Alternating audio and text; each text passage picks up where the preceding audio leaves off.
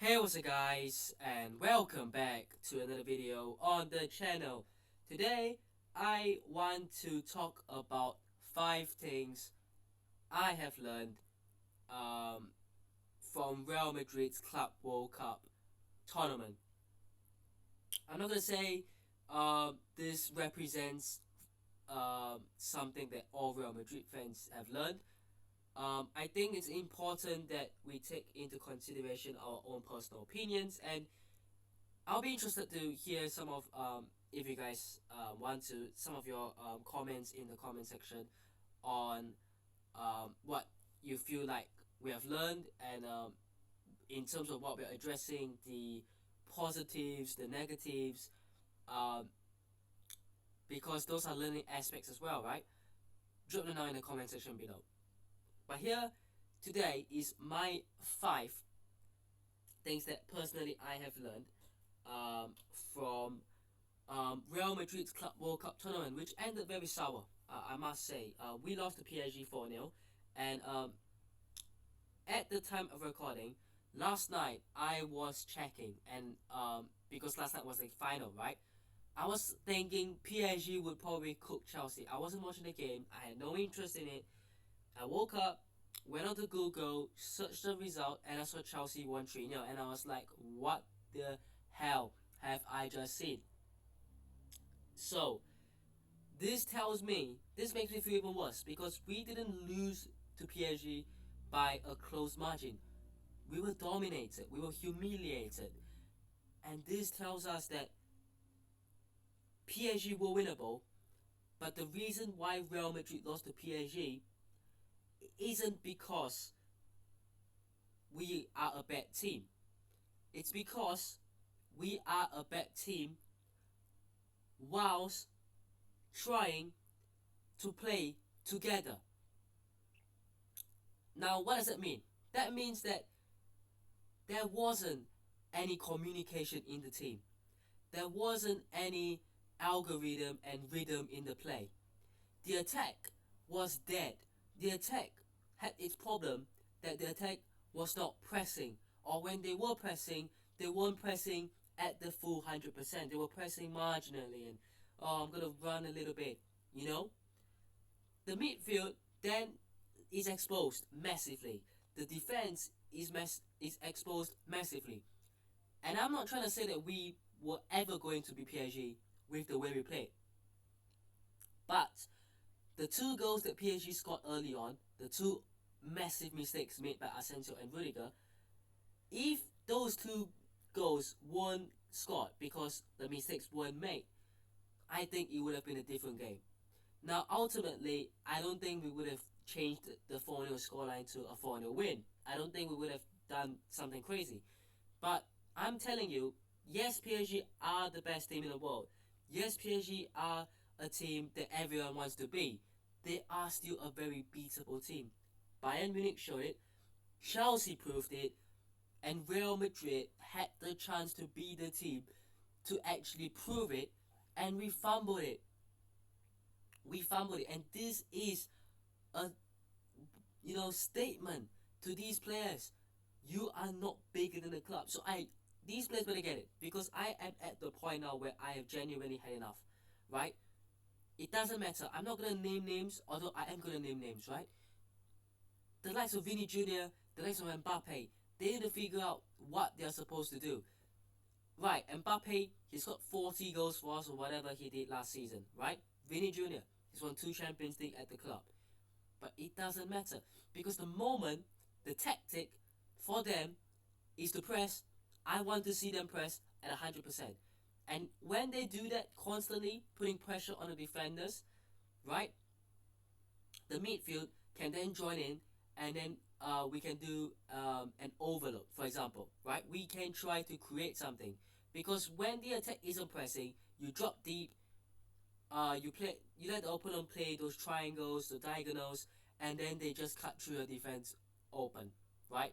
And when the attack does decide to press a little bit, they get passed around like a fiddle, right? The ball is going around, the attackers are running around, trying to show that they're putting in effort, but they're not really doing anything. all they're doing is creating space between the attack and the midfield, leaving the midfield exposed, leaving the defense exposed, and it creates this whole chaos, and we just concede again. So we need the attackers to start the defense, because the goals that we conceded was so pathetic, right? It was so pathetic to concede those goals.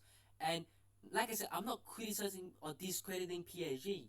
I am looking at Real Madrid. It's unacceptable to be losing by 4 goals and conceding the goals that Real Madrid did. It's unacceptable. And guess what? I was watching the attack constantly and I was thinking to myself, we are not going to work here. If Mbappe and Vinicius don't do what they're told, because clearly that's not what they're being told to do, right? If they don't do what they're being told, they just can't start together. You have to do an either or, right? You really have to do that. And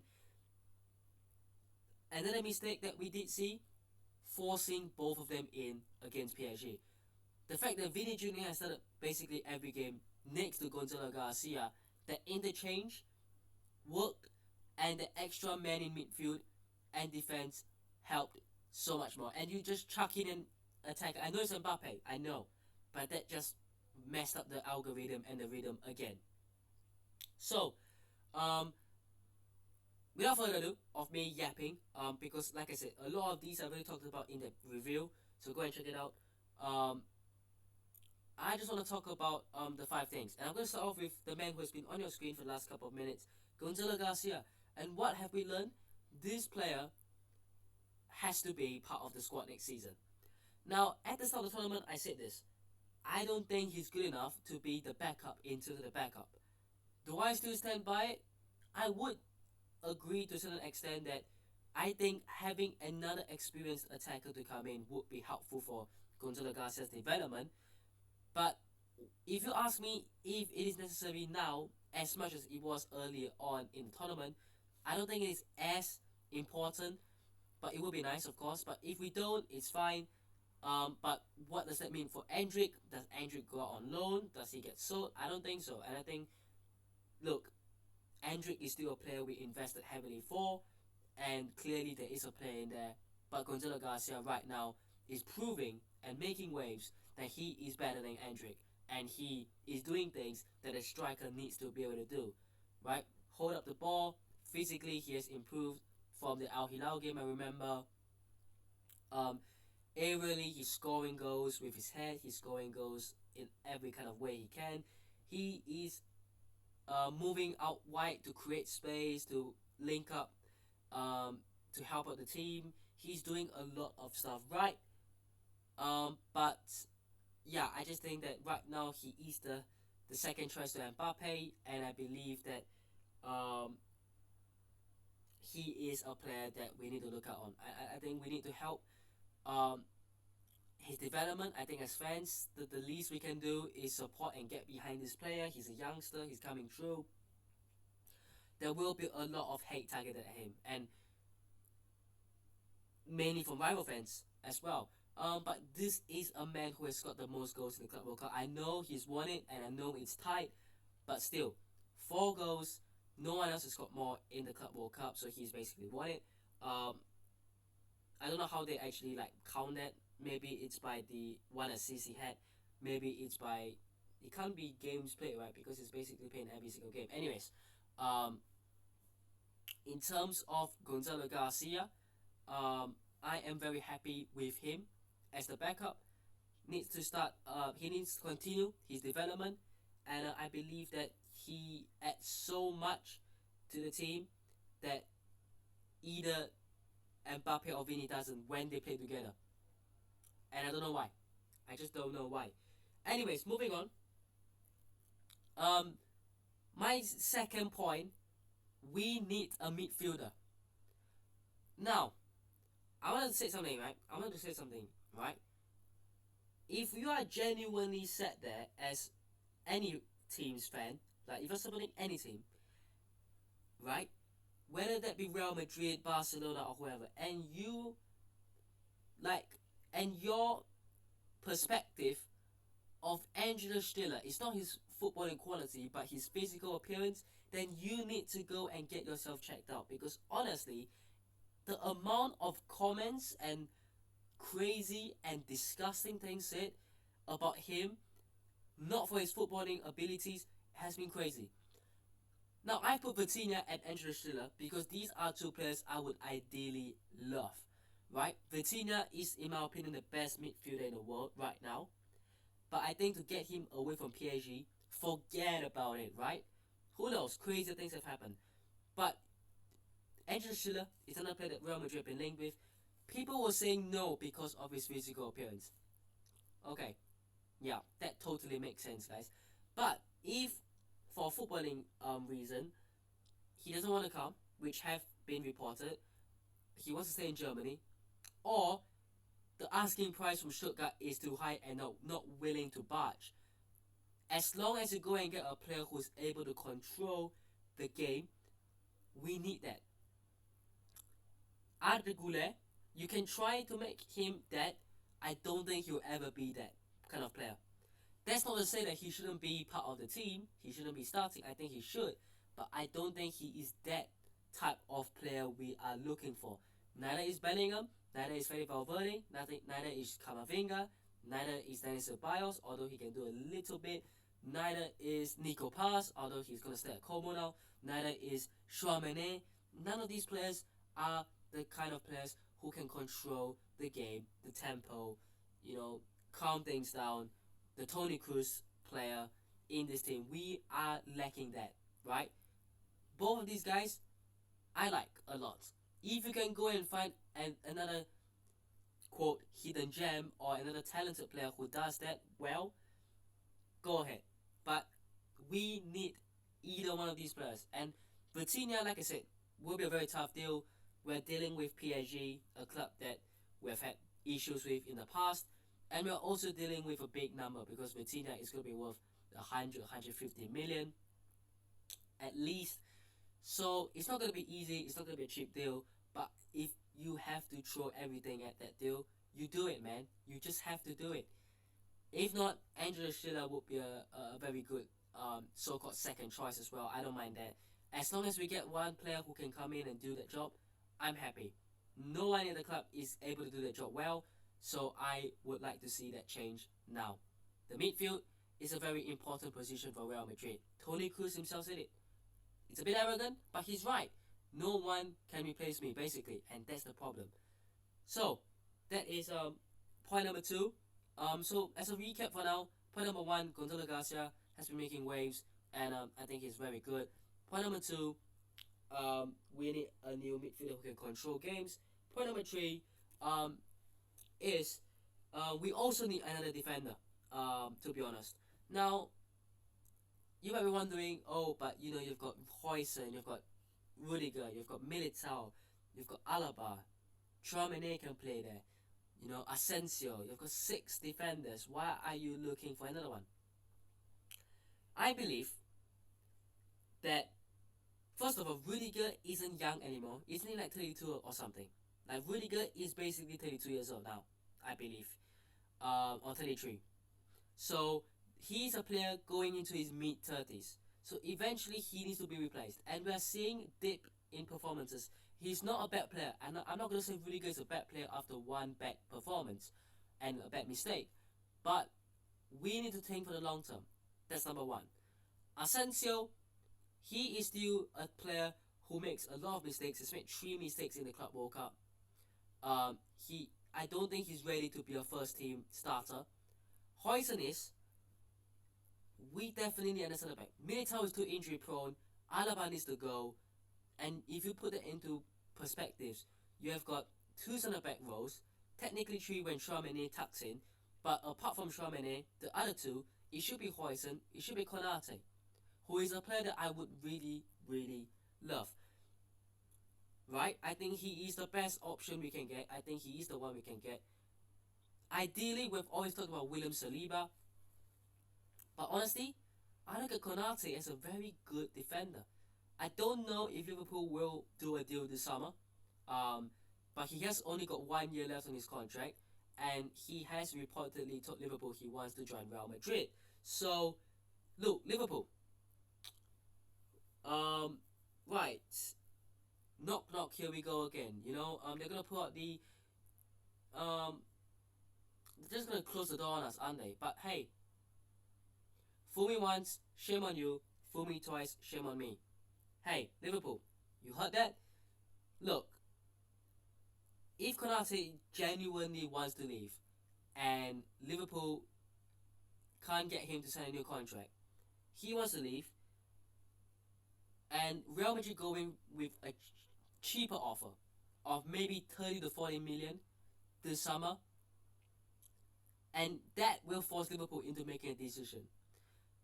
Do we make him stay for the next season, and potentially he leaves for free, banking on we can convince him to stay a long-term contract, a long-term renewal? Or do we accept the 30 40 million now, invest in another centre back, and we move on? That will put a spanner in the works and put a big question mark for Liverpool. But first, Konate needs to be the one who makes it public, not from him, but just give a little bit of hint that he wants to go. I think Real Madrid have to act afterwards. I think if you know Konate wants to leave and he has a 1 year contract left, I don't care how much he has. I don't care about this policy about signing free signings. I would rather sign him now for 40 million than sign him for free next summer. You're gonna get him for free, yes, but this season we need him more. We need him now to start the season. We need him under Xabi Alonso right now. This is a brilliant centre back. He's probably the top 5 is a bit of a stretch, but certainly top 10, right? Certainly top 10, maybe top 5 centre backs in the world. We need that player in right now. Defensively, we are a shambles, especially at centre back, man. Like, we are a shambles. Now that we've got Alvaro Fernandez at left back in pretty much confirmed, we've got Trent in next to Carvajal as the 2 right back options. We just need to tidy up that centre back spot with another solid beast. And I think we can cook. I really think so. Right. The final 2 points we have got here. Rodrigo. Yeah, I think Rodrigo will pretty much leave. I think we have heard a lot of rumors lately that Rodrigo wants to stay unless he has been told by the club that he should leave. But look, Xabi Alonso barely played him in the Club World Cup. I think he had once against Al Hilal. Every other appearance has been a sub, pretty much.